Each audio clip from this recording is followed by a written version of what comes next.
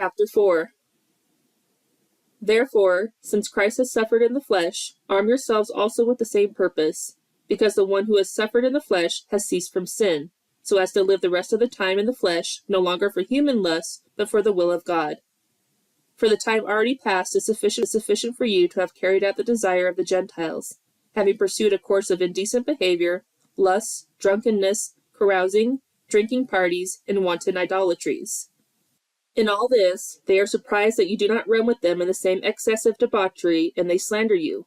But they will give an account to him who is ready to judge the living and the dead. For the gospel has for this purpose been preached, even to those who are dead, that though they are judged in the flesh as people, they may live in the spirit according to the will of God. The end of all things is near, therefore, be of sound judgment and sober spirit for the purpose of prayer. Above all, keep fervent in your love for one another, because love covers a multitude of sins. Be hospitable to one another without complaint. As each one has received a special gift, employ it in serving one another as good stewards of the multifaceted grace of God. Whoever speaks is to do so as one who is speaking actual words of God. Whoever serves is to do so as one who is serving by the strength which God supplies, so that in all things God may be glorified through Jesus Christ, to whom belongs the glory and dominion forever and ever. Amen. Beloved, do not be surprised at the fiery ordeal among you, which comes upon you for your testing, as though something strange were happening to you. But to the degree that you share the sufferings of Christ, keep on rejoicing, so that at the revelation of his glory you may also rejoice and be overjoyed.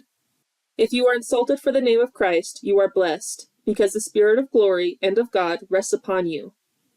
Make sure that none of you suffers as a murderer, or a thief, or evildoer, or a troublesome meddler. But if anyone suffers as a Christian, he is not to be ashamed, but is to glorify God in this name.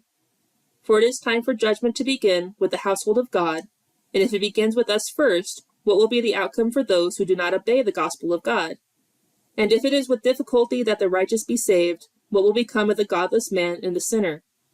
Therefore, those also who suffer according to the will of God are to entrust their souls to a faithful Creator in doing what is right.